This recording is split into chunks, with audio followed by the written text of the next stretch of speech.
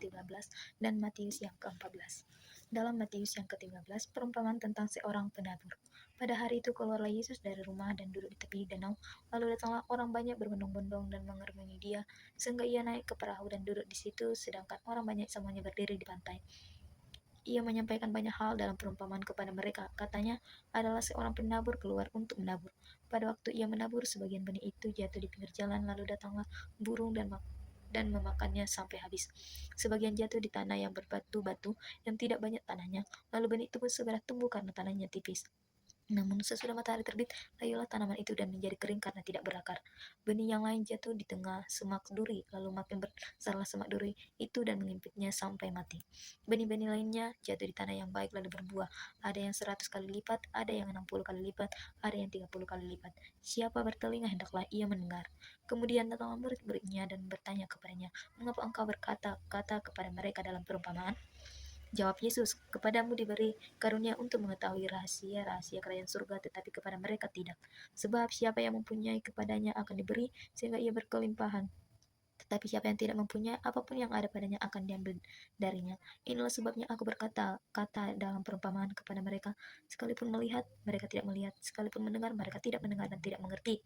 Jadi terhadap mereka genaplah nubuat Yesaya yang berbunyi, kamu akan sungguh-sungguh mendengar tetapi tidak mengerti, kamu akan sungguh-sungguh melihat tetapi tidak memahami. Sebab hati bangsa ini telah menebal dan telinganya berat mendengar, dan matanya melekat tertutup, supaya jangan mereka melihat dengan matanya dan mendengar dengan telinganya dan mengerti dengan hatinya, lalu berbalik sehingga aku menyembuhkan mereka. Namun berbahagialah matamu karena melihat dan telingamu karena mendengar. Sebab sesungguhnya aku berkata kepadamu, banyak nabi dan orang benar ingin melihat apa yang kamu lihat, tetapi tidak melihatnya, dan ingin mendengar apa yang kamu dengar, tetapi tidak mendengarnya. Karena itu dengarlah arti perumpamaan penabur itu. Kepada setiap orang yang mendengar firman tentang kerajaan tetapi tidak mengerti, datanglah si jahat dan merampas yang ditaburkan dalam hati orang itu. Itulah benih yang ditabur di pinggir jalan.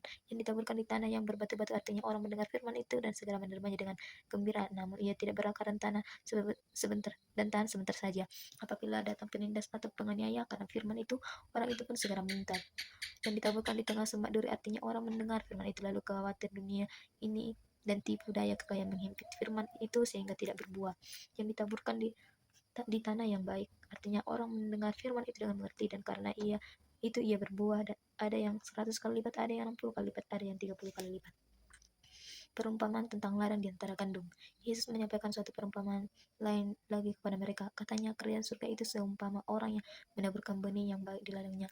Namun pada waktu semua orang tidur, datanglah musuhnya menabur benih lalang di antara gandum itu, lalu pergi. Ketika gandum itu tumbuh dan mulai berbulir, tampak juga lalang itu. Lalu datanglah hamba-hamba pemilik ladang itu kepadanya dan berkata, Tuhan, bukankah benih baik yang Tuhan taburkan di ladang Tuhan? Jadi dari manakah lalang itu? Jawab Tuhan itu, seorang musuh yang melakukannya. Lalu berkatalah hamba-hamba itu kepadanya, jadi maukah Tuhan supaya kami pergi mencabut lalang itu? Namun ia berkata, jangan, sebab mungkin gandum itu ikut terjauh pada waktu kamu mencabut lalang itu. Biarkanlah keduanya tumbuh bersama sampai waktu menuai. Pada waktu itu aku akan berkata kepada penuai, kumpulkanlah dahulu lalang itu dan ikatlah berkas-berkas untuk dibakar, kemudian kumpulkanlah gandum itu ke dalam lumbungnya. Perumpamaan tentang biji sesawi dan ragi. Yesus menyampaikan satu perumpamaan lain lagi kepada mereka. Katanya, kerajaan surga itu sampai biji sesawi yang diambil dan ditaburkan oleh di ladangnya. Memang biji itu yang paling kecil dari segala jenis benih, tetapi apabila sudah tumbuh, sesawi itu lebih besar daripada sayuran yang lain, bahkan menjadi pohon sehingga burung-burung di udara datang bersarang pada cabang-cabangnya. Ia menceritakan perumpamaan ini juga kepada mereka. Kerajaan surga itu seumpama ragi yang diambil seorang perempuan dan diaduk ke dalam tepung terigu sebab minyak 40 liter sampai mengembang seluruhnya. Semuanya itu disampaikan Yesus kepada orang banyak dalam perumpamaan, dan tanpa perumpamaan satu pun tidak disampaikannya kepada mereka, supaya digenapi firman yang disampaikan melalui nabi. Aku akan membuka mulutku menyampaikan perumpamaan. Aku akan mengucapkan hal yang tersembunyi sejak dunia dijadikan. Penjelasan perumpamaan tentang lalang di antara gandum. Sesudah itu Yesus meninggalkan orang banyak itu lalu masuk ke rumah. Murid-muridnya datang dan berkata kepadanya, jelaskanlah kepada kami perumpamaan tentang lalang di ladang itu. Ia menjawab, orang yang menaburkan benih baik ia adalah manusia. Ladang ialah dunia, benih yang baik itu anak-anak kerajaan, sedangkan lalang anak-anak si jahat. Musuh yang menaburkan benih lalang ialah iblis. Waktu menuai ialah akhir zaman, dan para penuai itu malaikat. Jadi seperti lalang itu dikumpulkan akhir zaman. Anak manusia akan menyuruh malaikat-malaikatnya dan mereka akan mengumpulkan dari dalam kerajaannya segala sesuatu yang menyebabkan orang berbuat dosa dan semua orang yang melaksanakan kejahatan. Lalu mencampakkan mereka ke dalam tungku berapi. Di sanalah akan terdapat ratapan dan kertak gigi. Pada waktu itulah orang-orang benar akan bercahaya seperti matahari dalam kerajaan Bapa mereka. Siapa bertelinga hendaklah ia mendengar. Perumpamaan tentang harta terpendam dan mutiara yang berharga. Kerajaan surga itu seumpama harta yang terpendam di ladang, yang ditemukan orang lalu dipendamnya lagi oleh sebab sukacitanya pergilah dia menjual seluruh miliknya lalu membeli ladang itu. Demikian pula kerajaan surga ia seumpama seorang pedagang yang mencari mutiara-mutiara yang indah. Setelah ditemukannya satu yang sangat berharga, ia pun pergi menjual seluruh miliknya lalu membeli mutiara itu. Perumpamaan tentang jalan besar. Kerajaan surga itu juga seumpama jalan besar yang ditebarkan di laut, lalu terkumpullah berbagai jenis ikan. Setelah penuh jalan itu diseret orang ke pantai, lalu duduklah mereka dan mengumpulkan ikan yang baik ke dalam tempayan, dan ikan yang tidak baik mereka buang. Demikianlah juga pada akhir zaman, malaikat-malaikat akan datang memisahkan orang jahat dari antara orang benar, lalu menyampaikan mereka ke dalam tungku berapi. Di sanalah akan terdapat ratapan dan berkertak gigi. Mengertikah kamu semuanya itu? Jawab mereka, iya. Lalu berkata Yesus kepada mereka, karena itu setiap ahli Taurat yang telah diajarkan tentang kerajaan surga itu seumpama tuan rumah yang mengeluarkan harta yang baru dan yang lama dari perbendaharanya. Yesus ditolak di Nazaret. Setelah Yesus mengakhiri cerita-cerita perumpamaan itu, ia pun pergi dari situ. Setibanya di tempat asalnya, dia mengajar orang-orang di situ, di rumah ibadat mereka. Mereka pun takjub dan berkata, dari mana diperolehnya hikmat itu dan kuasa mengadakan mujizat-mujizat itu? Bukankah ia ini anak tukang kayu? Bukankah ibunya bernama Maria dan saudara-saudaranya Yakobus, Yusuf, Simon, dan Yudas? Bukankah saudara-saudaranya perempuan semuanya ada bersama kita? Jadi dari manakah ia memperoleh semuanya itu? Mereka pun kecewa dan menolak dia. Yesus berkata kepada mereka, seorang nabi tidak dihormati di mana-mana kecuali di kampung halamannya dan di rumahnya. Karena mereka tidak percaya, tidak banyak mujizat diadakannya di situ. Matius yang ke-14, Yohanes Pembaptis dibunuh. Pada masa di Herodes, raja wilayah, mendengar berita tentang Yesus, ia berkata kepada pegawai-pegawainya, inilah Yohanes Pembaptis, ia sudah dibangkitkan dari antara orang mati, dan itulah sebabnya kuasa-kuasa itu bekerja di dalamnya. Sebelumnya, Herodes menangkap Yohanes, membelenggu dan memenjarakannya demi Herodes, istri Filipus saudaranya.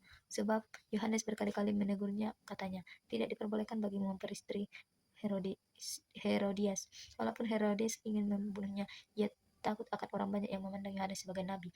Pada hari ulang tahun Herodes, menarilah anak perempuan Herodias di tengah-tengah mereka dan menyenangkan hati Herodes, sehingga Herodes bersumpah akan memberikan kepadanya apa saja yang dimintanya. Atas desakan ibunya, anak perempuan itu berkata, berikanlah aku di sini kepala Yohanes Pembaptis di atas sebuah pinggan.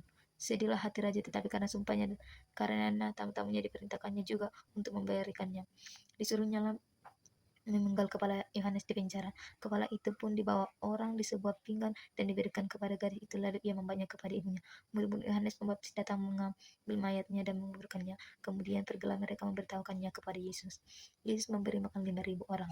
Setelah Yesus mendengar berita itu, menyingkirlah ia dari situ seorang diri dengan perahu ke tempat yang terpencil. Mendengar hal itu, orang banyak mengikuti dia dengan mengambil jalan darat dari kota-kota mereka.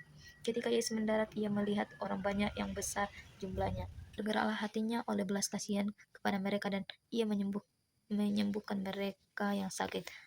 Menjelang malam, murid-muridnya datang kepadanya dan berkata, tempat ini terpencil dan hari mulai malam. Suruhlah orang banyak itu pergi ke desa-desa supaya dapat membeli makanan bagi mereka sendiri.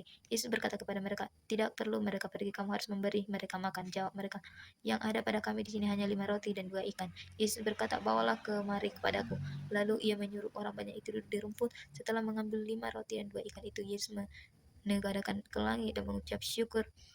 Ia memecah-mecah roti itu dan memberikan kepada muridnya, lalu murid-muridnya memberikan kepada orang banyak. Mereka semua makan sampai kenyang. Kemudian mereka mengumpulkan potongan-potongan roti yang tersisa sebanyak 12 bakul penuh, yang makan kira-kira 5.000 laki-laki, belum termasuk perempuan dan anak-anak. Yesus berjalan di atas air. Sesudah itu Yesus segera mendesak murid-muridnya naik ke perahu dan mendahuluinya ke seberang. Sementara itu ia menyuruh orang banyak pulang. Setelah orang banyak disuruhnya pulang, Yesus naik ke atas bukit untuk berbahasa orang diri. Menjelang malam, ia sendiri di situ. Perahu murid-muridnya sudah beberapa mil jauhnya dari pantai dan diombang-ambingkan gelombang karena angin sakal. Kira-kira jam 3 malam datanglah Yesus kepada mereka berjalan di atas air. Ketika murid-muridnya melihat dia berjalan di atas air, mereka terkejut dan berseru, "Itu hantu!" Lalu berteriak-teriak karena takut. Yesus segera berkata kepada mereka, "Tenanglah, ini aku, jangan takut." Petrus berkata kepadanya, "Tuhan, apabila itu engkau, suruhlah aku datang kepadamu berjalan di atas air." Kata Yesus, "Datanglah." Petrus turun dari perahu dan berjalan di atas air dan mendatangi Yesus. Tetapi ketika dirasanya tiupan angin, takutlah ia dan mulai tenggelam, lalu berteriak, "Tuhan, tolonglah aku." Segera Yesus mengulurkan tangannya, memegang dia dan berkata, "Hai orang yang kurang percaya, mengapa engkau bimbang?" Lalu keduanya naik ke perahu dan angin pun reda. Orang-orang yang ada di perahu menyembah dia, katanya, "Sesungguhnya engkau anak Allah." Yesus menyembuhkan orang-orang sakit di Genesaret. Setibanya di seberang, mereka mendarat di Genesaret. Ketika Yesus dikenal orang-orang di tempat itu, mereka memberitahunya ke seluruh daerah itu. Semua orang yang sakit dibawanya kepadanya. Mereka memohon kepadanya supaya diperkenankan walaupun hanya menyentuh jubah-jubahnya. Semua orang yang menyentuhnya menjadi sembuh. Itulah isi firman Tuhan. Terima kasih. Shalom.